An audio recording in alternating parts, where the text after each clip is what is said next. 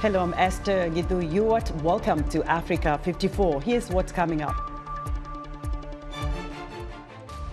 U.S. Secretary of State Antony Blinken visits Angola as he wraps up his four-nation Africa trip. Why does Russian growing influence across Africa raise eyebrows? We'll hear from an analyst on Moscow's interests in the continent. And the Bill and Melinda Gates Foundation unveils its annual letter for 2024 as it announces its largest budget to date to fund projects in low-income countries. All this and much more coming up on today's Africa 54.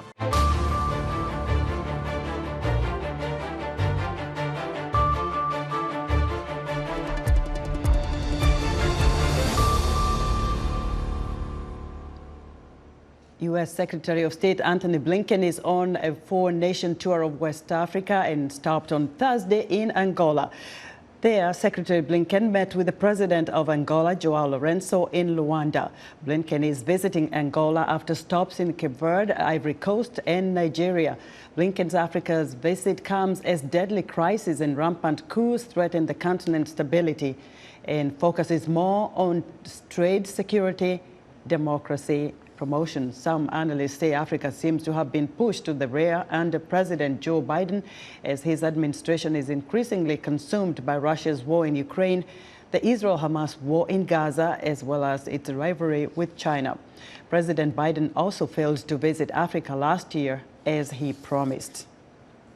While in Angola, Secretary Blinken also met with Angolan Foreign Minister State Antony and visited the new science center in Luanda and emphasized the importance of technology and food security while touching on several other international issues of importance. Very pleased that Angola is joining as an early partner in our VAX initiative, our Vision for Adapted Crops and Soil. The power here is this, as we've been dealing with different kinds of food insecurity over the last few years, and we've seen an almost perfect storm between climate change, between COVID, and between conflicts like the Russian aggression against Ukraine and the impact that they've had on food security. One of the things that I've heard again and again, but particularly in Africa, is that for all of the thanks that we get for the emergency assistance that we've been able to provide, either directly or through the United Nations, like the World Food Program, what our partners are really looking for are investments in their own sustainable, productive capacity. And at the heart of that is making sure that they have the strongest possible system for producing food. Blinken says the United States is committed to deepening, strengthening, broadening its partnership with Africa, whose young population of 1.3 billion is set to double by 2050 and make up 25% of the world's inhabitants. As Secretary Blinken ends his four-nation tour of West Africa in Angola, he also visited Cape Verde, Ivory Coast, and Nigeria. For more insight on his stop in Angola, we go to Luanda, where Florindo Chivukut is standing by and is keenly following Blinken's visit.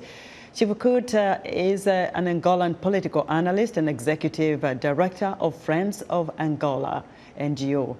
Secretary Blinken has had a busy schedule there, Chivukut. What are the main takeaways from his visit? Thank you, Esther. Well, I think also what Secretary Blinken is doing is really a follow-up on the U.S.-Angola bilateral relationship and commitment during the U.S.-Africa Leadership Summit on key areas such as climate, food security, global health cooperation, economic engagement, and the trade. He also, based on statement from the Department of State, he also talked about, with his counterpart, President Lourenço, issues related to human rights, democracy, and governance. It's also important to note that, all the investment the U.S. is doing and planning to do will create 1,000 jobs, in particular for the youth who make up the majority of the population and the high unemployment that we experience right now in Angola. So in things like the Ackman's Accord for advancing space exploration for all mankind and U.S.-Angola connectivity, it's also important because we allow Angola rebuild or or strengthen its infrastructure and technology, which will help in things related to tourism, trade, and science, Right. and so on and so forth. Florida, how about his concerns, for climate change issues that have affected the continent and other parts of the world? And what was the emphasis really in terms of food security for Angola? Well, I mean, that's important. So we in Angola, we import very much everything, and so what the add is that we have a lot of arable land. So the U.S. Interest on increased food security and climate resilience through building capacity in Angola. So that's a welcome. We need that because we cannot keep depending on importing goods around the world.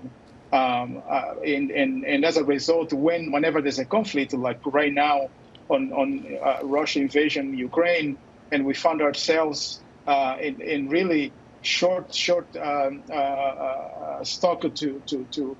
supply the population in Angola, which is very much a very small population.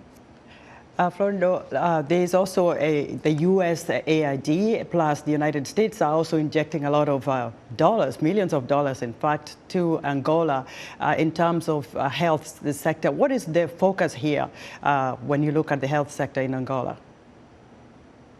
Well, I mean, the main issue really is malaria and HIV as being a health crisis. So for one thing we have seen in Angola was the aid relief, like a FEPTAR, that really gives a lot of more than 200 million on Angola, providing Angola HIV testing, prevention, care, and treatment service, and it strengthens public health service. So that's important. But we also have seen U.S. help on during COVID through a vaccine global access, COVAX, and which helped tremendously to mitigate the issues related with this pandemic. USAID also provide more than 5 million from local workers program. I mean, to university to address healthy issues. So that's been a plus, but as we still have some time, a long way to go, including the eradicated malaria in Angola, because it has been the main cause of a lot of deaths in Angola so far. Right. Florida, very great focus there from Secretary Blinken and the U.S. and USAID for your country. Florida Chivukut is an Angolan political analyst and executive director of Friends of Angola. Russian influence is growing across Africa. Some analysts say Moscow's increasing military, diplomatic, and economic interest in Africa is no different than it was in the Cold War years. For more insight, Africa 54 managing editor Vincent McCory spoke with Vanda Felbab-Brown, senior fellow at the Brookings Institution. The basic objective of Russian policy today is very much what was the basic objective of Soviet policy during the Cold War, which is to challenge and oppose the United States and the West. To the extent even that Russia has used Africa as a place to undermine the West, even on issues that should be of mutual interest, such as counterterrorism over the past 10 years. Now, during the Cold War and still today, Russia characterizes its policy as anti-colonialism. During the Cold War, it explicitly embraced anti-colonialist parties and movements. And today, it amplifies the message that it still continues to act as the anti-colonial power that's generating a lot of resonance. Nonetheless, Russia's own behavior in Africa is very colonialist. It is principally focused on getting resources out, such as precious minerals, gold, phosphates, and getting and undermining the West. So its rhetoric is very inconsistent with its actual behavior. Important difference here is the tools, some of which are the same, military cooperations, whether through private security companies or direct contracts, but also now we have misinformation campaigns that Russia is aggressively engaged in Africa. We have also witnessed anti-West sentiments, in many cases in the Sahel region, anti-French sentiments, but at the same time you see the locals seemingly embracing Russia. Now, to begin with, what is driving these countries or these populations into the, what you could say, the open arms of Russia? One is with security, which despite 2 decades of counterinsurgency, anti-jihadi efforts and struggles with direct or military support from the West, have often under-delivered. This is very much the case in West Africa, but it's also the case in a place like Somalia. And there is this popular sentiment across Africa that democracy, often very inadequate democracy, centering essentially on elections, has not brought economic development, economic inclusion, and social mobility for vast segments of people. And Russia is taking those frustrations and manipulating them, amplifying them through its propaganda, through its misinformation and disinformation campaign. So, it is often difficult to gauge how much there is an actual pro-Russian sentiment and how much that is manipulated by Russia, especially in authoritarian countries that are welcoming Russia as their often only ally, or China. But there is also a reality to the frustrations of local people overlapping with this seemingly new actor, Russia, and its proxies like the Wagner Group. Now, there's some who may see Russia's growing influence in Africa as a kind of a geopolitical contest between the Kremlin and the White House. Is that all about it, or is Africa just becoming very attractive to all powers, East, West, North?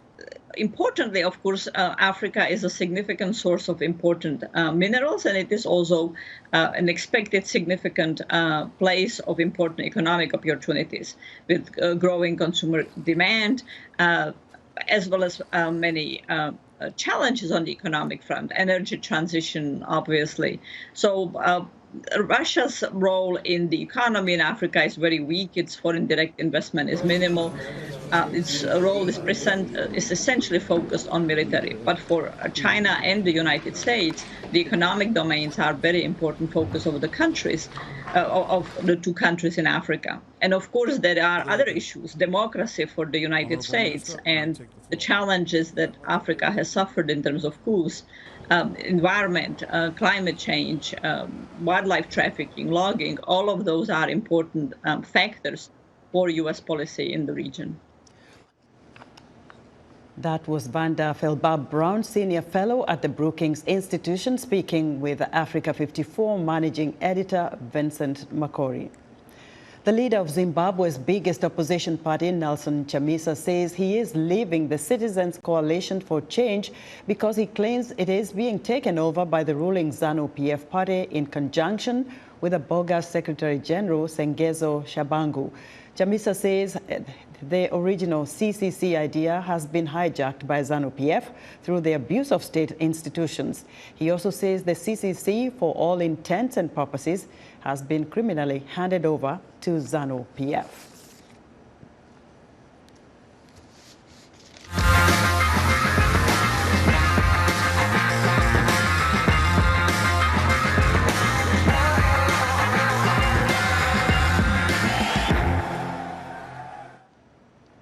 For the latest on the Africa Cup of Nations games, I'm joined live from Abidjan, Ivory Coast, by VOA's Alvaro Andrade. Alvaro, what's happening at AFCON today? Hi, Esther. From Abidjan, today is a rest day after they finished the first round yesterday. And today the teams are resting, preparing for the next round, which will start next Saturday. This has been a Cup of Nations full of surprises, but the question is, Cape Verde, of course, is certainly on the focus here. Who are some of the top players for this team? Cape Verde has a team with a lot of players. We play in the UK, in the US, in France, and Portugal. And VOA interviewed Ben Boddy, one of the best Ivorian player here, and we asked him about who is the best player in the AFCON so far, and he said the Cape Verdean captain. Ryan Menz is doing a great AFCON, and I can mention Vozinha, the goalkeeper, and the defender Pico, who plays in Ireland, and Bebe. The free kick against Mozambique is, by the way, the best goal so far in the AFCON.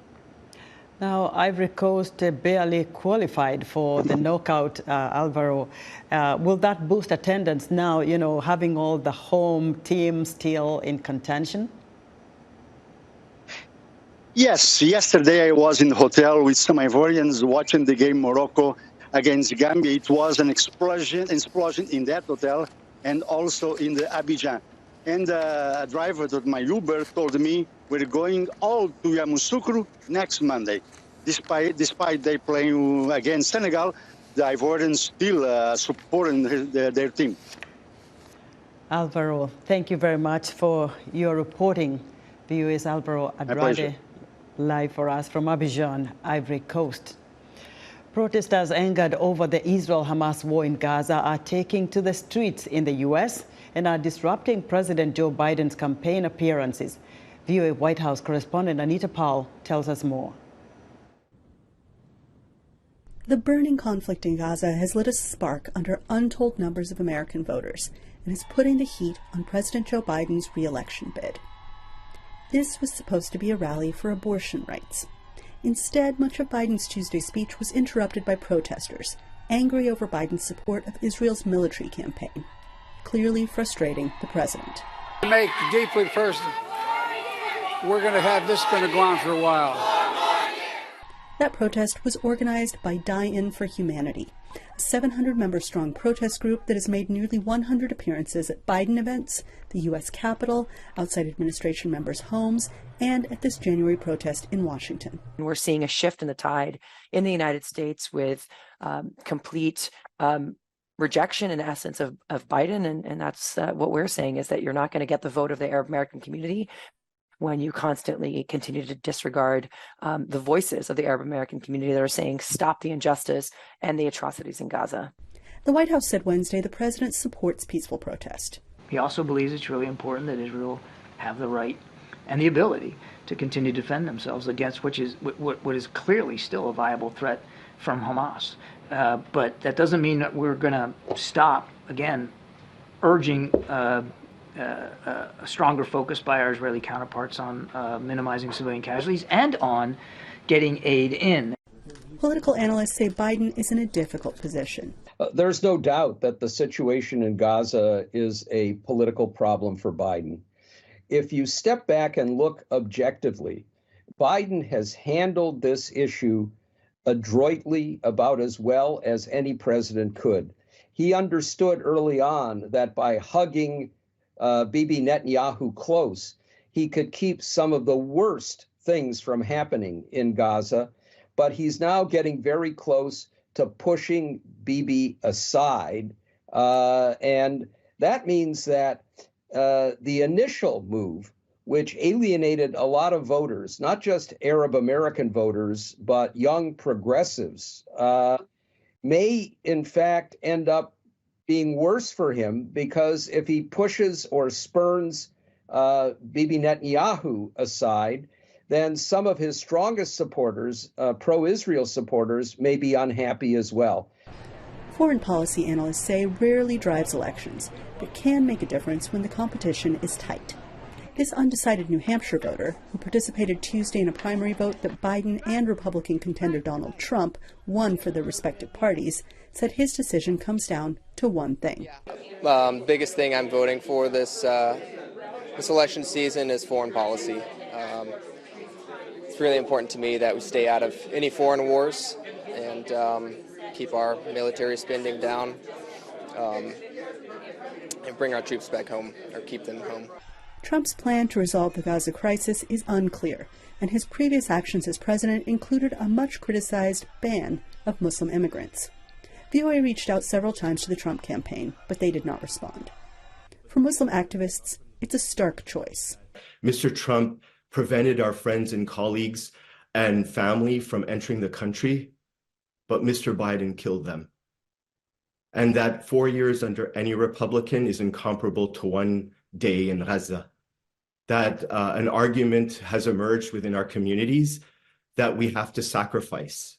This leaves American voters with two tools to express their feelings about what is happening here: their voice and, come November, their vote. Anita Powell, VOA News, Washington. Still to come, the Bill and Melinda Gates Foundation announces its largest annual budget. We'll be right back.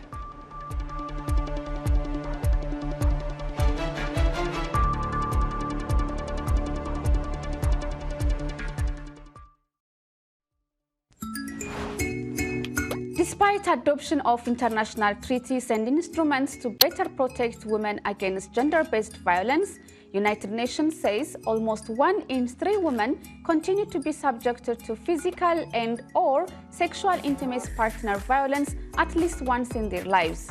On this week's episode of Our Voices, we will discuss whether existing laws on violence against women are effective enough to criminalize forms of domestic violence in sub-Saharan Africa. Join the conversation each week right here on Our Voices.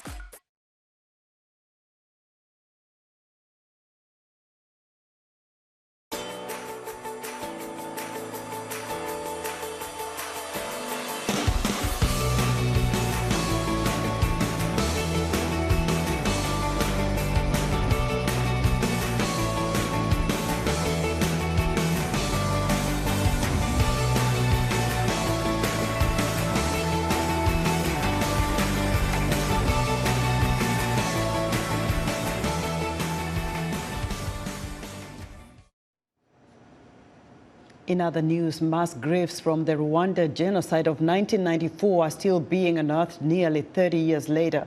In fact, it's a remarkably frequent occurrence.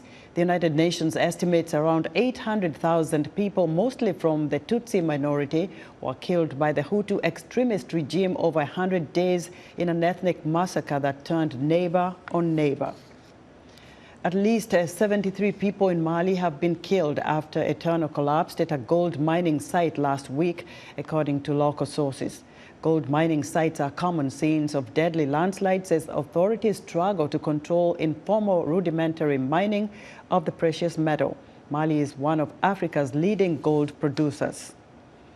And the British Museum and the Victoria and Albert Museum are giving back gold and silver artifacts looted during colonial times from Ghana's Asante Royal Court, according to the museums and the palace. The returning 32 items include a 300-year-old sword used in swearing-in ceremonies, a gold peace pipe, and cast gold soul washers' barges. The Bill and Melinda Gates Foundation has unveiled its annual letter for 2024, highlighting some important challenges such as the rise of extreme poverty since the COVID-19 pandemic and a decrease in development assistance. The letter underscores how new tools and simple innovations will play a critical role in the future of health to tackle some of the world's pressing issues. The foundation has announced its largest annual budget to date, $8.6 billion for 2024. Mark Sussman, CEO of the Bill and Melinda Gates Foundation, says more investment is needed to meet the demands in low-income countries. Well, we're very troubled because this is a drop of aid at a time when needs have increased significantly, in part due to the aftermath of COVID, where African countries already had fewer resources available to deal with COVID than many high-income countries did. Used them effectively, but now as we try and turn to correcting for some of the setbacks that we've seen in COVID, and this time of great need to see high-income countries really reducing their support is very concerning. Now, during the World Economic Forum in Davos this year, the Bill and Melinda Gates Foundation announced the foundation's largest annual budget to date. What strategic considerations and priorities are driving this increase? Yes, well, the biggest is really the reflection both of need that we just discussed, where we have seen some of these setbacks, and we do believe the resources are needed more now than ever. So we want to put our money where our mouth is, and if we're calling on others, on governments and philanthropists to step up and provide more resources, we feel it's important that we lead by example and do that ourselves. And so that's why it's not just an increase year on year, but we've actually increased by a couple of $1 billion over the last 5 years, partly reflecting those challenges.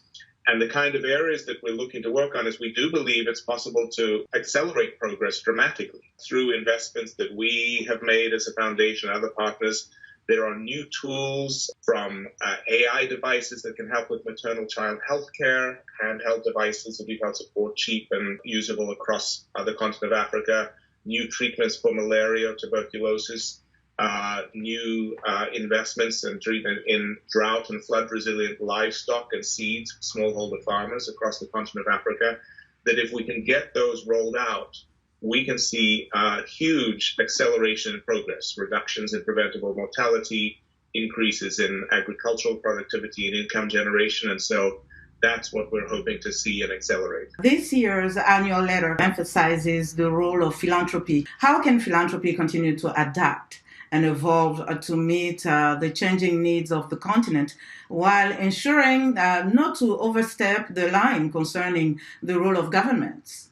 That's a very important distinction, because we have to say governments and communities need to be in the driver's seat. That's the only way you get long-term sustainable development impact at scale. And so we're always working to be in alignment with governmental priorities. But what we can then do is take risks that governments can't do. So, for example, I've mentioned potential research into a new malaria vaccine, an mRNA vaccine. We'll also be launching trials on the continent of Africa for the first new tuberculosis vaccine in over 100 years. Those are big risks that governments actually can't afford to tackle. It takes multiple years. It takes, in this case, hundreds of millions of dollars to do the tuberculosis vaccine. But that is exactly the kind of opportunity where I think philanthropy can and should take the risk. It may fail.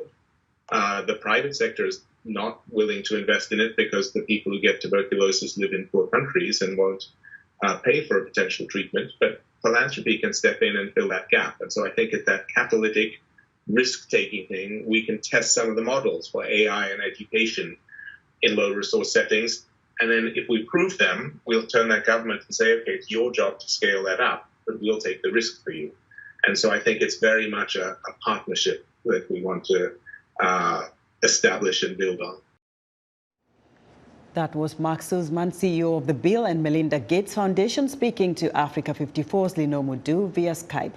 And that's our show for today. Be sure to watch Africa 54 on our website at voaafrica.com. From all of us here in Washington, thank you for watching.